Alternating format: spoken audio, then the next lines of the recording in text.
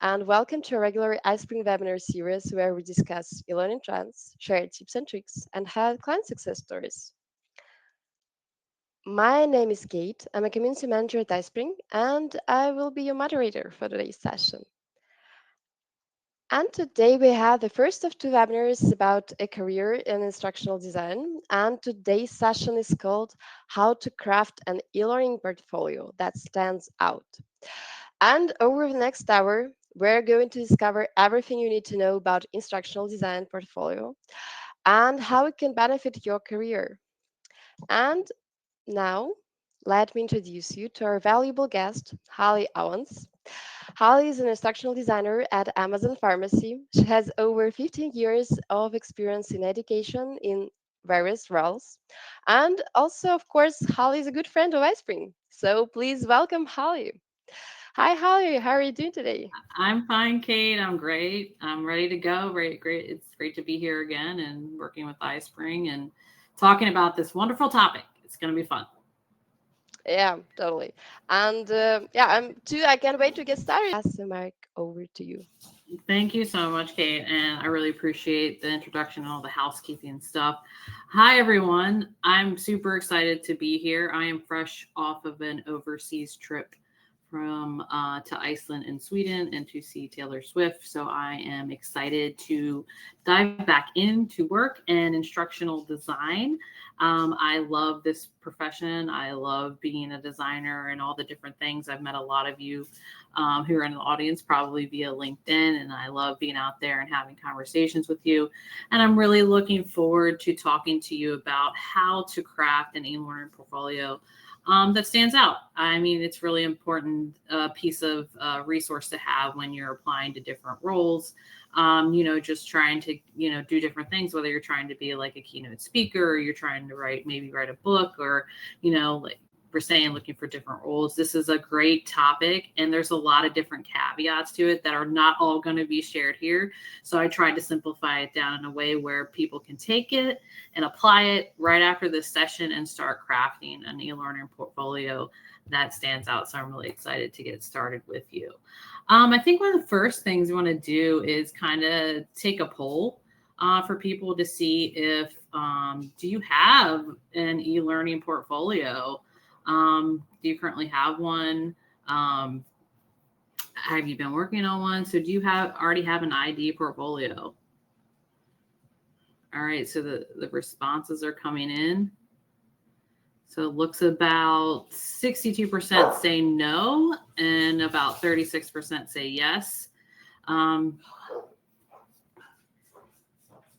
like it. I like it. More answers are coming in. I love it. So we're over the halfway mark for about 66% of people are saying no, they don't have one. So I'm glad you're attending the session today so you could get started on your journey to creating an e-learning portfolio. So thank you for responding to that poll. Appreciate it. All right. All right. So let's go ahead. I'm going to start sharing my screen actually.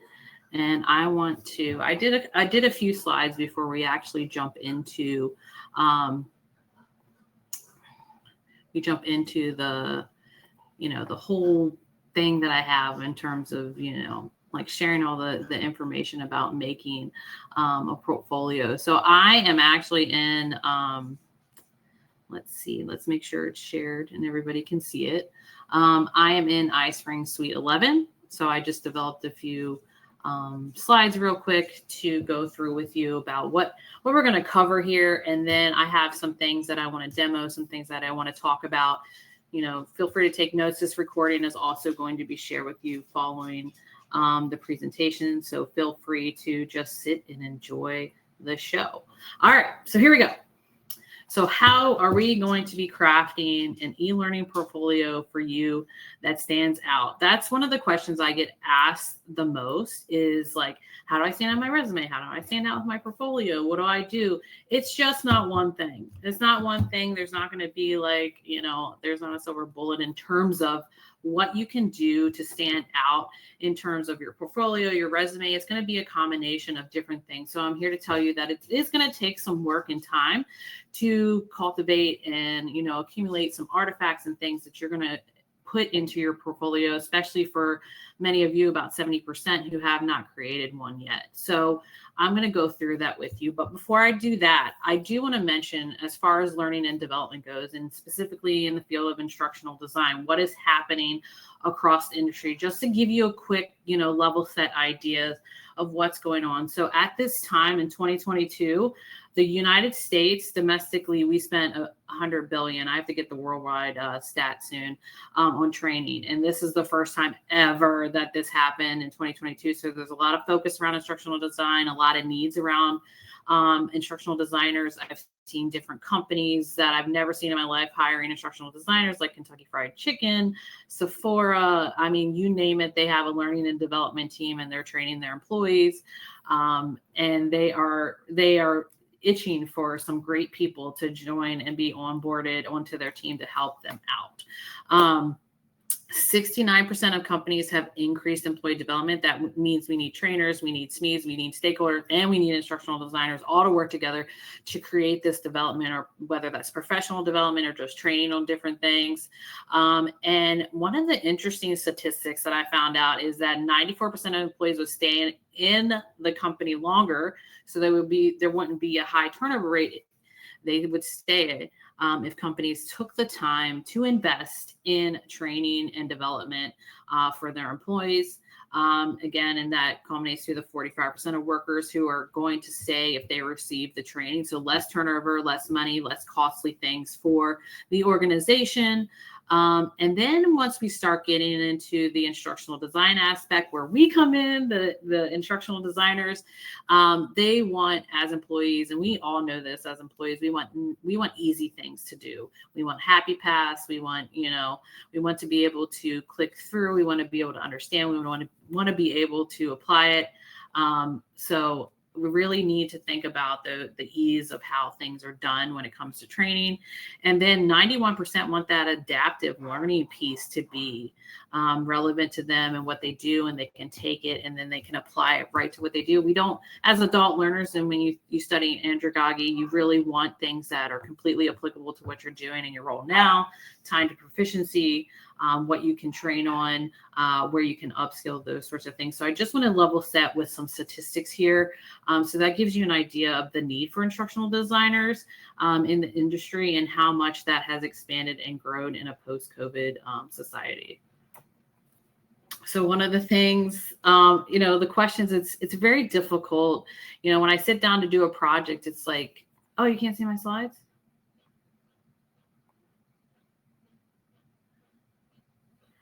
Let's see. It's okay. I think it's okay Oh, on my you side can, at least. Yeah. okay. I just want to make sure. I just saw that pop up in the chat. I'm like, the source of the stats was the Department of Labor and Statistics. Okay, good. I'm glad the slides are visible. Fantastic. So one of the things I want you to do right now is, as you're considering developing your portfolio and maybe applying to roles in learning and development, instructional design particularly, I know there's a lot of people who are transitioning out of education, and they have these transferable skills, but you really have to figure out, and it's a really tough question to answer, is where do you want to be? You can't simply say, I'm going to be an instructional designer, because that takes work. And you have to figure out, like, where do you want to be an instructional designer? And that leads me into my next question as you're reflecting is, what sector do you want to be in? Because there's a lot of different sectors. There's corporate, there's education, there's nonprofit, there's ed tech, there's marketing. There's a whole bunch of different types of sectors that exist in the instructional design industry. So you definitely have to figure out the answers to these questions first, and then do the research with the roles where you want to be. Maybe you do a pros and cons list of what you like about each industry, what you don't like, and then you start reading the job descriptions and you're like, you know what, I really like healthcare. I want to be a healthcare instructional designer because I want to help people get access to affordable healthcare or things like that. And then you apply strategically. far too often people say to me that they've applied to 300 roles and haven't got one interview. That's because if you play the lottery, no matter how many tickets you buy, you still have the same statistics. And I say this all the time. Um, Same statistics of winning as you do if you would just buy one ticket. So you're going to have to figure out where you want to be, what sector, do the research, and then apply strategically. So that's as much information as I'm going to share as when you're doing the job search. And it's really time for us to talk about the portfolio. So I think it's important to have a checklist because this is something where you can take this with you as you're setting up your portfolio, and what should you include in your portfolio? What's going to be there? So the first thing, the big thing I say is any sorts, and of course, I want to put this disclaimer here.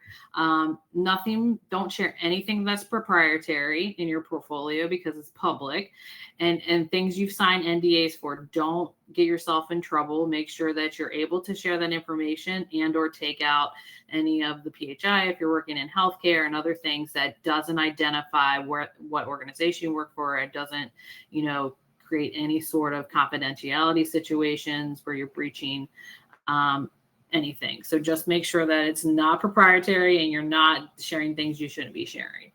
So the first thing that came to mind when I was thinking about what should be in your portfolio, I would say, is project or program plans. So any projects or things that you've set up where you have timelines that show, how you're setting up the different tasks and the different portions of the project. It could be something that you did in like Excel, or you have like a Cabana board, or you have, maybe something in Asana that you shared where you're tracking your progress, or you've written out like a project proposal.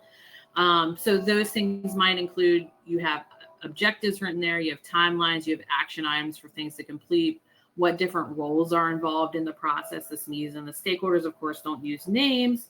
And I would say that this is a big one because you want to be able to showcase your skills of project management and that you're able to, you have attention to detail. So you can take a very large task and you can break it down into simple digestible pieces, and then you have milestones and checkpoints throughout. So I would say if you have never developed a project plan as an instructional designer, go do one. Google project plan template, you're going to find tons of them, and you could just come up with a hypothetical situation about a project plan, say for, like a rescue shelter for dogs, or you can come up with a project plan about really anything. You can come off the top of your head, training for seniors in terms of technology use, those sorts of things. So do have that as a part of your portfolio because it really does highlight those project management and attention to detail skills. The next one, this is the one people think of the most, is those interactive pieces. So you want to have the multimodal, the videos, the presentations, the e-learnings you develop, the graphics, because this highlights your tech proficiency in different types of tools, whether that's iSpring, whether you're using Canva for some graphics, and you're developing your e-learnings, say in iSpring or another e-learning authoring tool, and you're sharing that course out. So you want to make sure that, again, not proprietary, and you can share this information. And of course, if you don't have access to iSpring, you can sign up and get the 14-day free trial so that you can start developing things and have a portfolio piece. So really think about those interactives and showcase, different types, maybe different types of topics, different things that you did within those presentations. It really highlights, again, your technical proficiency and your analysis of how to deliver and develop what the end user needs. So I think that's very important for people to showcase those interactives. That's the artifact we think about the most. Like, I'm going to put a video here of something I did. The next one is, which might be surprising to some people, some of those certifications that you've earned. Anything that highlights a skill you've acquired or knowledge you gained that is official. So say, for example, you took the ATD certificate program, or you did something at iSpring Academy and you received a certificate. Highlight the things that have to do with some of the skills that instructional designers are, valued for. No, don't just list everything. Don't just have all your certifications. Those ones that are really valuable, say, for example, if you did something in Agile or Scrum, and that's something that the company is looking for. So put those certificates, put that information in your portfolio and highlight those things. The next one is one of my favorites, and I have an example here. I don't know if I'll have time to play it, but it's linked here, and I can put the link in the chat as well. Is a personalized video. Everybody's like, what do I do to stand out? This is one thing I say to do, is create a video about yourself that combines your personal and professional passions into a video that just talks about who you are, because we are not our jobs. We have things going on outside of our jobs. I'm traveling abroad. I have a family. I like the podcast, and how that all relates into a role in instructional design and what you bring to the table and what you will bring to the company. So this video shouldn't be any longer than like 3 minutes long. It's a quick, it's like a pitch about you, but the company's really getting a feel for you, because things like portfolios and resumes at certain times can be very static. And I really don't feel like, if I'm on a hiring committee, I really get to know the person until I have like that initial interview, or we meet in person for the committee interview. So I would say that this is definitely something that's a must have, a personal video. You could have this at the top of your portfolio. You could have this, linked somewhere throughout, but a video introducing who you are. And this is something I need to do. I haven't even done this yet. I've been working on something. I'm just not quite there yet with the editing, but it's definitely something that I recommend people do, because it adds in an extra layer to, like standing out as far as your portfolio is concerned. And also too, it highlights your presentation facilitation, your scripting skills, your video editing, and you really can highlight those big skills that lots of instructional designers need to have in the market nowadays. So definitely let's go back, and then we're gonna pop into some quick little demos of things that you can do in iSpring, the iSpring suite, and then Pages to start developing your portfolio. So project and program plans, those are huge. Shows your organizational skills. I would say LinkedIn certificates count. Yeah, I would say, but don't put like 1 million of them there. Do the ones that are related to instructional design, because if it can get a little bit overwhelming. Lots of people take those different courses. So things that are definitely related. Interactives, certificates, and that personalized video. And finally, this is their tip of the day. Make sure that the things that you are sharing, that they meet accessibility standards and expectations. What I'm talking about is that anybody can access them. If you're sharing a video, it has captions. Or a transcript. If you're sharing images, you have alternative text. This is an important thing for instructional designers to know about, but it's also good for you to do a check of yourself to make sure that the resources that you're sharing are accessible. And one of the recommendation, I would say look at WCAG 3.0 to see some of the website accessibility things that you need to do, not just with captions or alternative text. There's other things to make sure that if you are putting this out as a website, that your website is accessible and everybody can access it, and there's no barriers to that. Okay. So it took a little bit more time than I expected to go through those things. Yes, absolutely. We will share the checklist. I will share the presentation. I'm going to put Erin's link to her website. This is somebody that I worked with. She's a great friend of mine. Her name's Molly Robb, and she did a great video using Beyond on how you can use anything. It's not just one tool, on how to she talked about herself, and it's a great example of what I'm talking about here for the personalized video. All right, it's 11:21 Eastern Standard Time. So now what I want to do is I want to go into some of the things. If you don't have portfolio pieces, if you're like sitting here thinking to yourself, like, I don't have anything, I don't know what to do. I'm sure we're all at different levels in terms of where we're at in instructional design in the process. We might be an instructional designer. We might be just getting our master's degree. So I would say that one of the things that you can do is you can download and get a demo of the iSpring suite. And I'm going to share my screen again because that's what I was using to create this presentation and starting to create a class. So you can get access to the iSpring Suite 11, and you can create your own course. You can create your own course right in iSpring, and it's so easy to do. One of the things that I love about iSpring is that it's based in PowerPoint, and everybody knows PowerPoint. Not everybody, but most people know what PowerPoint is, or you've created a presentation before. So you can go right in here into the iSpring Suite, and you can create your course. It has things that I've talked about here. You can record a video, you can record audio, you can edit the audio, you can add quizzes, you can do interactive pieces. So maybe one of the things that you can do post this presentation is go download that trial and start creating a course about a topic that you're passionate about or something that you think would be interesting to somebody, and use iSpring Suite and incorporate these different types of things into it. Maybe a screen recording, maybe a happy path, maybe you're putting in a YouTube video, maybe you're doing something where you're doing branching scenarios and you have different characters. So you can use all of these tools and you can author something where you can have your own course that can be available in your portfolio using iSpring. And I think it's super easy. Like I just set up these slides and I can make a quiz at the end of this, or I can put in an interactive piece, and I could probably put Molly's video in here and make this a course for people to take.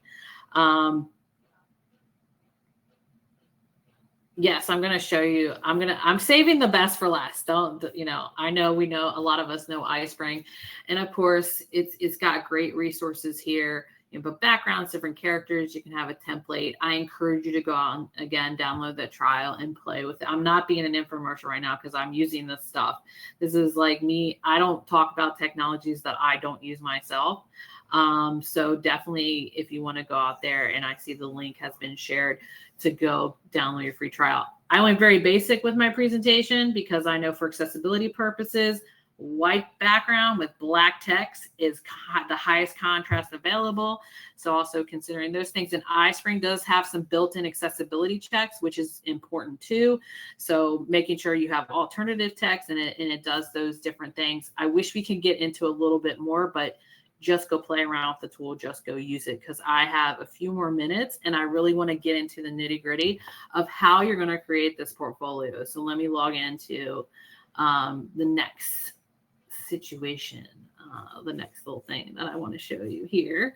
So the next thing that I want to talk about, which is something that I found recently, and I knew it existed, I just haven't taken the time to play with it. And I'm going to go ahead and share my screen here. Let me go. Let me pull this up here. So many screens. I work with 3 screens. It's interesting to see how many different screens you can manage. Okay. So when I'm opening up iSpring Suite, you can see that you have the courses, the things that I just mentioned. There's books, there's interactive screencasts. But online, one of the coolest things that we have now and access to is pages. And to me, this is how you're going to create your portfolio. So I started playing with pages. You're going to go in, you're going to click create, and it wants me to log in. I thought I was already logged in. 1 second. It was logged in and logged me out. Okay. So let me pull this up here so everybody can see it. All right, so you can build, it's going to give you a little overview of pages and tutorials. And to me, what this looks like is I'm going to just start creating my portfolio. And by the time you get to this, piece, this is where you want to have all your artifacts organized or downloaded on your computer, so you can just put them into here. And making sure that you're just like ready to go with them. You're not searching for them. And if I was a better presenter, I would have had all my portfolio pieces here, but I'm just showing this for demo purposes. So I would start with the home page. This is what I call my home page. And I would write a little bit about myself or the portfolio, what you will see here. And the thing that I love about this is that you can add tags. You can also put in like a cover image to make it a little bit more aesthetically pleasing. You can put in a subtitle if you want to, you want to put in like the different sections that you're going to be listing, maybe have a table of contents, and that's completely optional. And it's so easy here to just add this information. It's like a one click and then you're adding in. And if you are working with AI, maybe you're using something internal with iSpring or you're using ChatGPT, you can just copy and paste your information right here. So you can have your portfolio pieces put in. So I'm going to, let's say add a chapter, and I'm gonna put in, so maybe this page, and this to me, I'm envisioning like a website being set up. So this would be let's say this would be where my resume could be.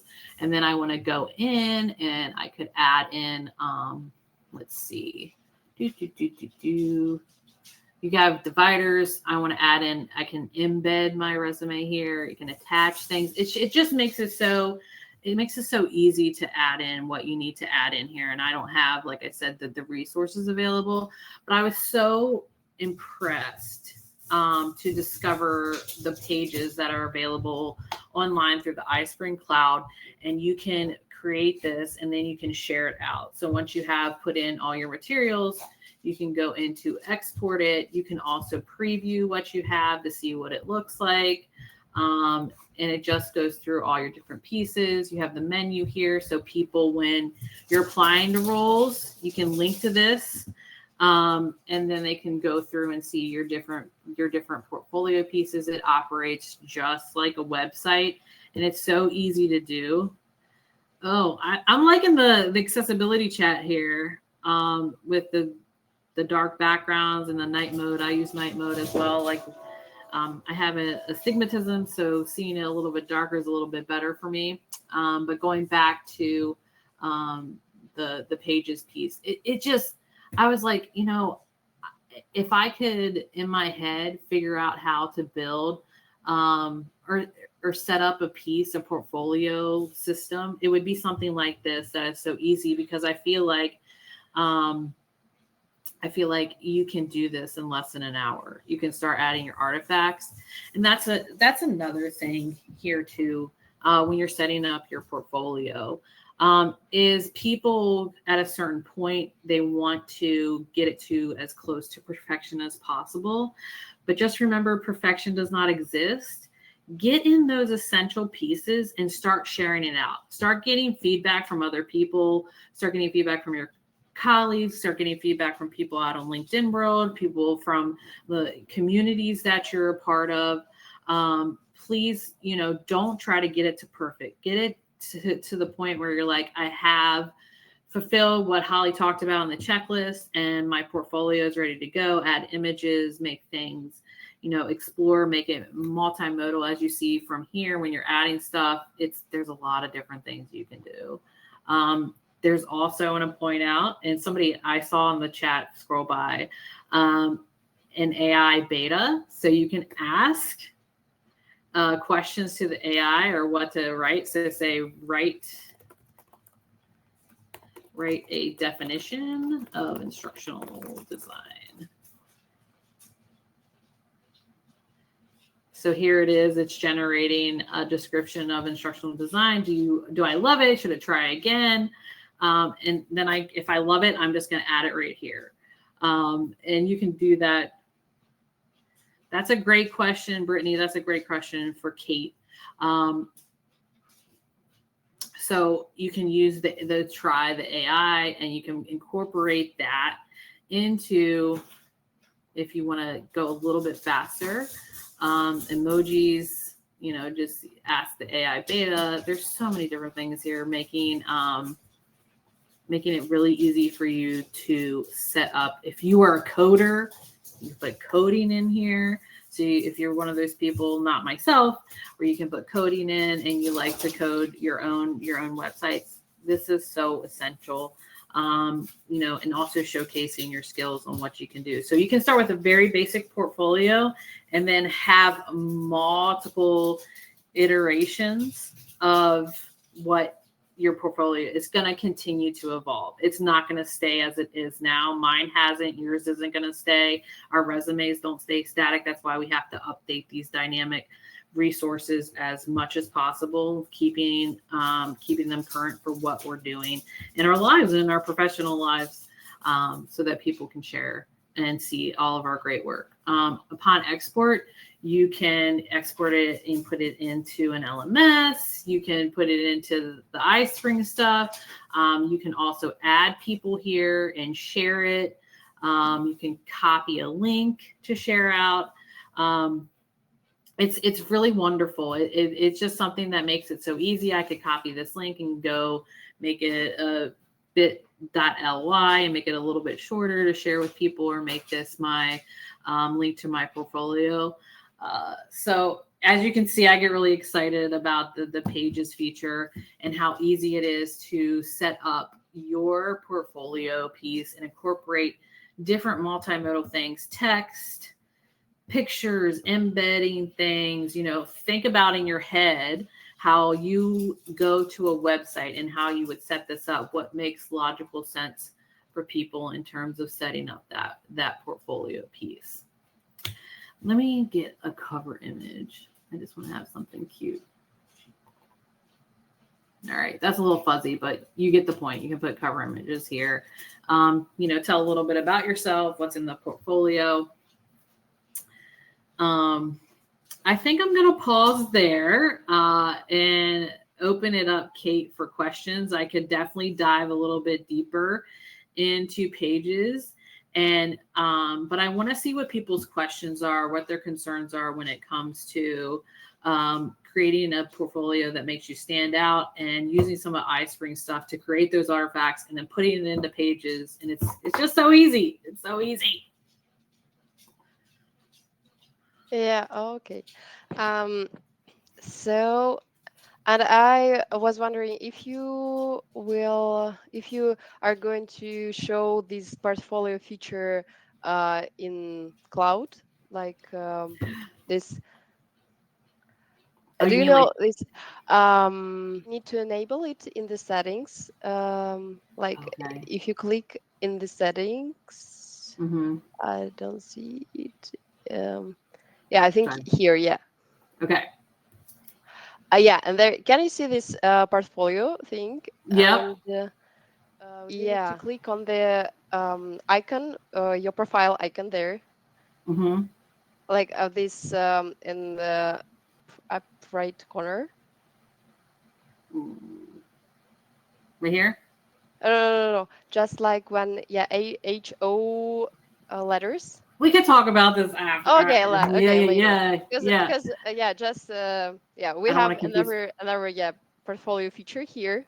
Just like that, it's a new feature, so maybe not many of others Yeah. or our clients know it. So we can yeah And we if you can want to what. take over, I can stop sharing so that you can show people. Yeah, okay, I can show it later, but yeah, I think we can like answer some questions now. So let's see what questions we had. Um, so I saw some big question from Lauren. Yeah. So she's been building a portfolio as a part of a graduate certificate program in instructional design. Mm-hmm. It includes some artifacts, but also a lot of academic research-based information. Do you Mm-hmm. recommend keeping this kind of thing in the portfolio after she finishes the program, or removing it for the sake of simplicity? I think that only if the artifacts that you have are relevant to the role that you're going into, and I would pick your best ones. I don't think you need to keep everything, especially when you start looking into the different job descriptions and what those entail and what kind of skills you have. Not everything that you've done in your program is going to be completely applicable to corporate or education or nonprofits. So I would say that you have to kind of pick and choose what you want to use. That's strategically definitely thinking about what you should include in your portfolio. Yeah. Yeah, okay. Thanks for shedding light on that. And um, let's see. Okay. I see a question from Pete. What is the advantage of starting with Pages versus starting with plain PowerPoint? I think you can answer it as a user.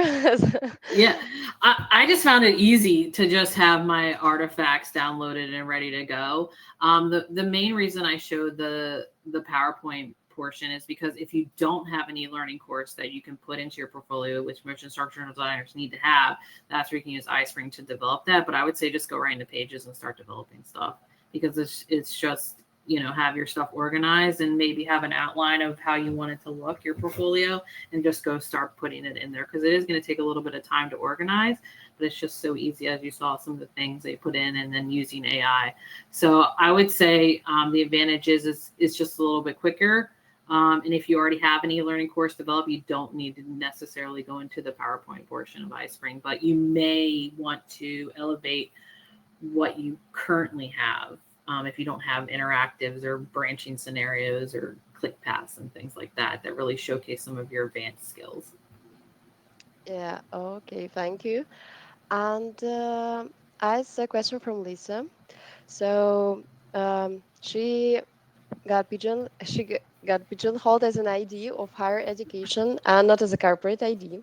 So how can she appeal more business or government related positions to her portfolio?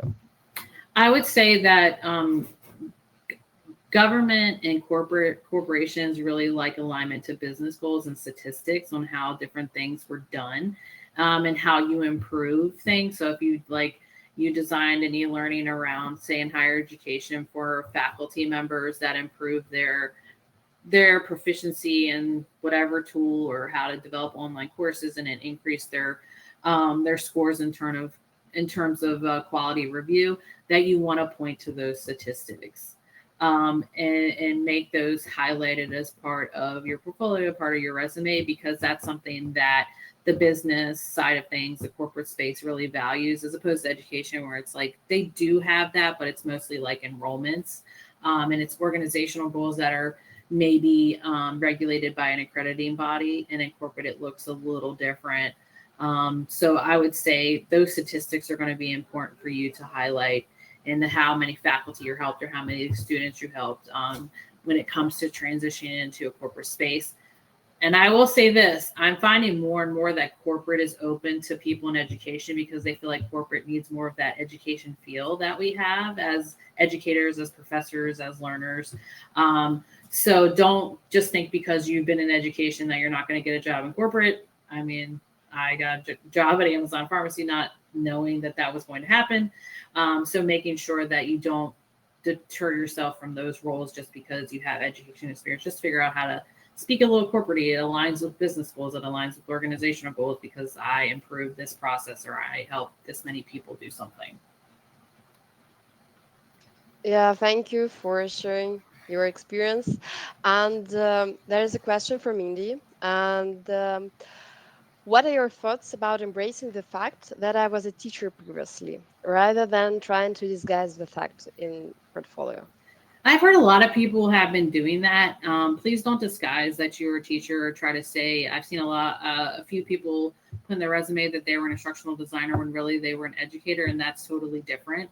Yes, there are transferable skills. Yes, there are similarities between the two, but I wouldn't disguise that because you bring so much to the table as an educator. You understand Bloom's taxonomy, you understand pedagogy, you understand different ways to engage different types of learners, that inclusivity, accessibility, things that people may or may not in the instructional design corporate world understand fully. So you bring a lot to the table and think about how the skills that you have and the knowledge that you have translate into that. And teaching is so important as far as like there's a special place in my heart for educators and all that they deal with and all the regulations and all the different things that we have to do. But you need to make sure that you're not hiding that and or saying you're falsely saying like you're an instructional designer or you're e-learning developer because you developed a virtual lesson for students during COVID. That can be like a skill, that can be an example that you provide, but don't say that that makes you like an e-learning developer or an online instructor. Necessarily try to approach that in a situation where you're being very honest and transparent that you were a teacher, you did in person, and then you transitioned into hybrid or you transitioned into virtual. So don't hide those things, that your skills and your knowledge and the experience you have are very important into the instructional design role. And I will say that 3 out of the 5 people on my ID team at Amazon are former educators. Wow, cool. So yeah, Yeah. honesty is a winning yeah strategy. So thanks. And I saw like some some similar questions. Yeah, like a question from John. So, do you have any suggestions for someone who is new to ID and doesn't have a lot of content to put into a portfolio? The first thing you're going to do is you're going to download iSpring for the free trial because you're going to have to create things, and it's very difficult to do it say with other tools. It's just so easy. You just open up PowerPoint and create it. So that's the first thing you're going to do. The next thing would be to think about, I have my students, the grad level students I teach, they create training courses on a topic that's about 8 to 10 hours long, but they do all the pieces. They do the project plan, they do the program plan. If it's part of a program, because some of them make courses that are part of a matriculation.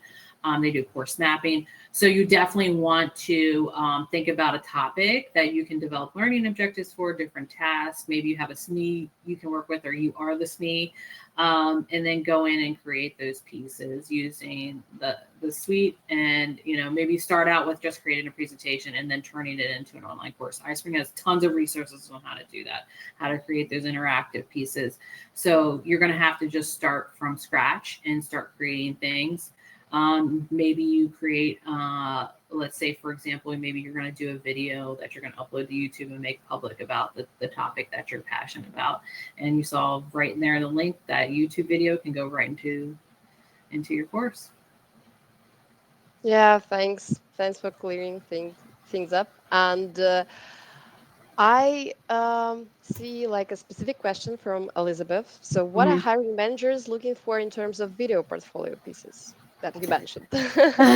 Yeah, so videos are something, I would say to keep those short. The average attention, so for cognitive load, 7 minutes or less is, and I think it's even been knocked down to 6 minutes because humans don't pay attention apparently.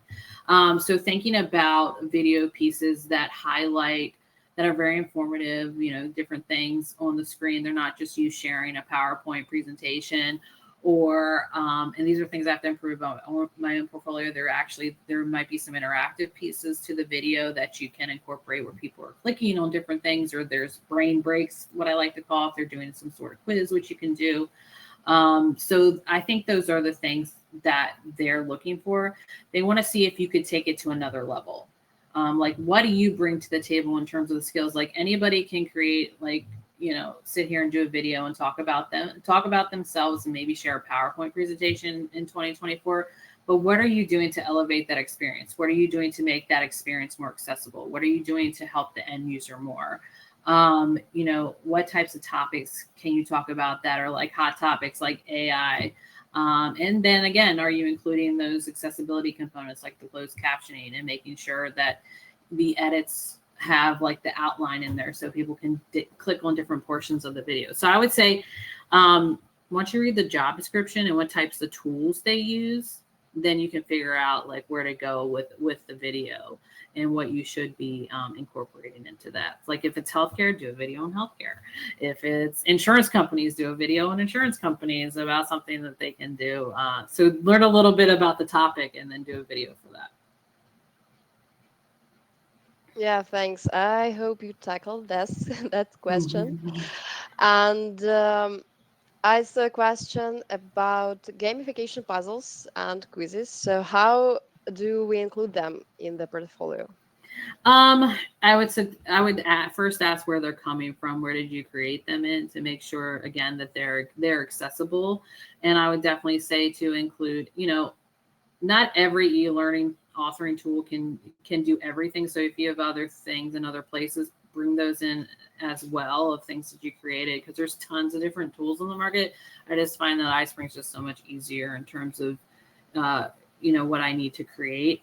But for gamification pieces, I would just say make sure that it's accessible and it's something that you can share and it's something that people can actually engage in, because I find it, like screenshots are very static, but I really want to engage in the gamified thing that you made. So make sure that people they don't have to log into it. It's something that's public, and they're able to easily access it and participate in the activity. And that's definitely something I would share, because that showcases a lot of different skills in terms of instructional design. Yeah, thank you very much. And I see questions coming and coming. I So, know. um, so let's pick one of them.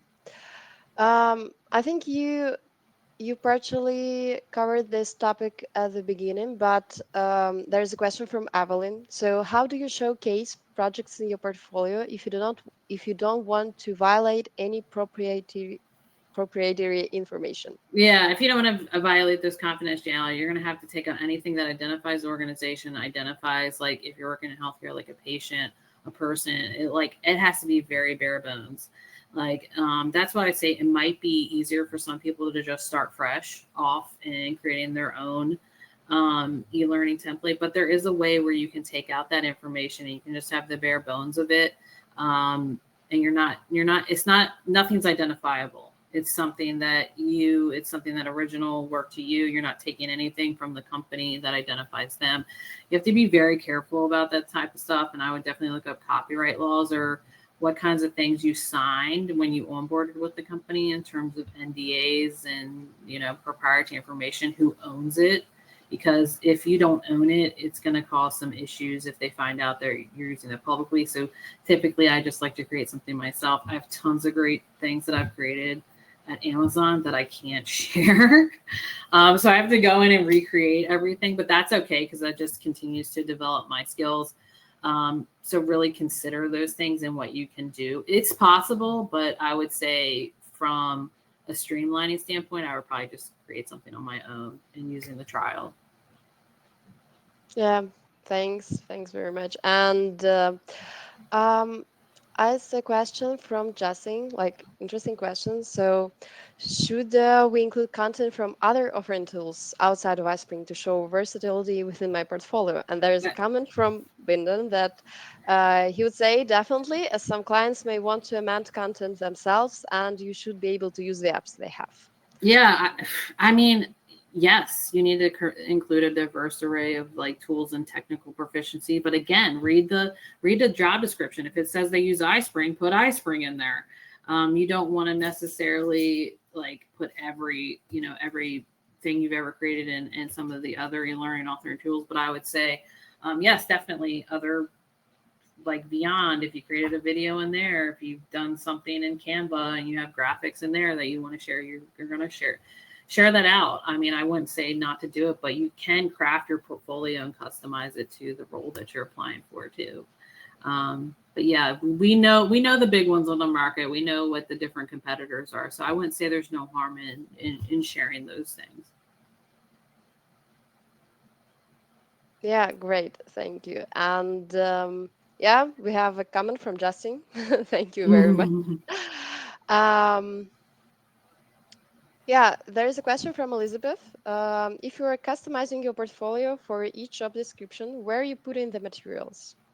I would say different sections. So, and then hiding those different sections, or maybe creating more than one portfolio, which you don't have to do. You can have a very generic evergreen portfolio that showcases a lot of different skills. But if you are going into a very specific sector like government and you want to highlight some of the different like governmental departmental bodies, and you want to highlight some of the things that the requirements, and government pretty well and what the requirements are there, I would say customize a portfolio to that particular sector. So But if you're thinking like you're bouncing back and forth between education and corporate, there's a lot of overlap there. You don't necessarily have to create a customized portfolio. You can just kind of include a bunch of different things. So it really depends upon the sector you're going into. And again, what the job description says. And if you've talked to people at the company and they're like, you should include this, this, and this, like, because I always encourage people to reach out to people that already work there and say, hey, I'm working on my portfolio. What do you think I should include if I'm going to apply the said role at your company? Okay, yeah, that works, I think. Okay, um, I saw a question that just came in and then was deleted. I'm not Uh-oh. sure.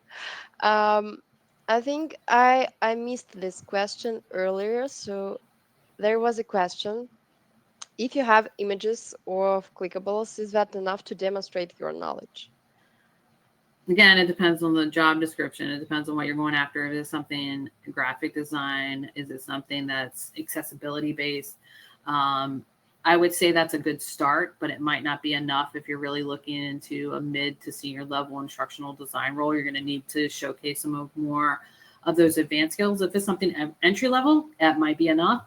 And I would say also too, it's a good tip to look at other people's portfolios. Like I shared Molly's portfolio and see what they've done and what they've included, just to give yourself some ideas. There's no harm in having a conversation with somebody and saying, hey, I love what you did here. I'm thinking about, designing uh, my portfolio. Should I include this? What do you think? Like, talk to other people and see what they did and look and see what other people have designed too. Yeah, thank you very much. Um, okay, I see a question from Nairobi. I would like to turn some of my ebooks into online courses. Can I use iSpring for this? And I think the answer is yes. Yeah. Have you done this? How is it going? I Yeah. haven't yet, but I'm planning to because I want to write. I was just thinking about this prior to the session. I want to write a book on how to land a role in learning and development and give like a quick little short book. So I'm going to use iSpring to do. I just thought about that Yeah. earlier when I saw the books. The book tool. I always forget because I work so much in the suite with the PowerPoint that the other things that exist outside of that. So when I see that, I'm like, Mhm. oh yeah, I need to write that. I need to put that into a book and share that out. So yes, you can definitely do that. That's my next Yeah. when I have free time. Yeah, for hobby. Yeah. So, um, I think, yeah, maybe it was the last question for the day because we have only 5 minutes left. And Hmm. I just want to share a survey. If you want to help us to improve our webinars, please fill it out. And I will quickly share like this my screen to quickly show you this new feature. Just I hope it will work. So yeah, I hope you can see my screen now. Hmm. Yeah, and so here we have this portfolio feature. It's in the iSpring Cloud account. You need to log in to enable this feature in settings. So here, and then you'll be able to create the portfolio. You can upload the courses here. Why didn't I see Uh, this? It's new, yeah, right? It's new. yeah. Yeah. So you can play around it too. And yeah, if you click on this course, you will be able to see it here. So to sorry, to just like click all the course. I just have an example here. You can add any course you want. And to add it, you need to upload it in iSpring Cloud. So here you will see all your projects, and you can easily um, add them here. And then you can share this via link. So you will just need to copy it and send to anyone you anyone you want. And here you can also add your position, anything you want. So yeah, that's how it looks like, and you can play around it with it if you download this free 14-day trial. So yeah. Awesome. Such cool stuff. Yeah, just yeah, we have more and more features that are coming out. So yeah. I love the AI stuff. That has been time saving to the core. And I know So yeah. Anna did a webinar on that recently, so it was really cool. Yeah, so thank you so much, Holly. Yeah, that was great. We do these webinars to stay updated and to give you an opportunity to ask your questions and to like communicate with each other. And I hope we are building a community here. And if you want to like stay tuned and stay updated, just follow us on LinkedIn. I will share again this group, this link. And also, we will have another webinar just like in 5 days, where Holly, yeah, Holly again will share her experience about various career paths in L&D. I will share a link to it in the chat. Yeah. Yeah, I see Valerie that you are coming next week. Yeah, thank you. And I hope to see you all there. I hope you have enjoyed today's session. Take care. And yeah, thank you, Holly, again. Thanks for having me. I really appreciate it. I love doing these. Yeah, thank you all. Bye.